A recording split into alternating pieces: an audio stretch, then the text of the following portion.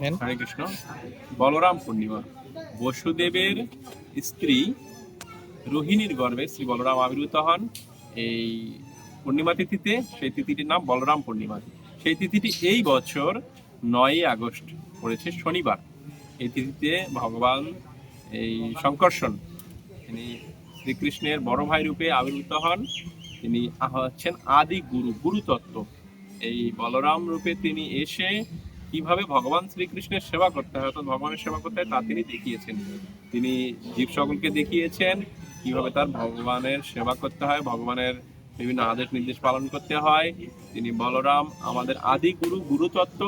তিনি সকল জীবকে এই গুরু ভগবানের সেবা শিখিয়েছেন।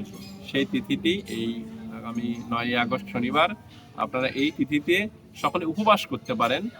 আগের দিনে সংকল্প করে পরের দিনে উপবাস। এই উপবাসটা অবশ্য অর্ধ দিবস উপবাস, দুপুর 12টা পর্যন্ত। 12টার পরে আপনারা বলরামের চরণে পুষ্পাঞ্জলি নিবেদন করে আপনারা এই অন্নপ্রসাদ গ্রহণ করতে পারেন। তারপরে আপনারা যদি এমন হয় যে নিকটস্থ কোনো ইস্কন মন্দিরে যেতে পারেন, সেখানে অভিষেক হয় এবং সেখানে পুষ্পাঞ্জলি অর্পিত হয়। আপনারা ওই ইস্কন মন্দিরে গিয়ে অভিষেক করতে পারেন বা পুষ্পাঞ্জলি দিতে পারেন। যদি সম্ভব না হয়, বাসায় আপনারা এইরকম পুষ্পাঞ্জলি দিতে পারেন। পুষ্পাঞ্জলি দিয়ে তারপরে আপনারা এই প্রসাদ গ্রহণ করবেন। হরে কৃষ্ণ।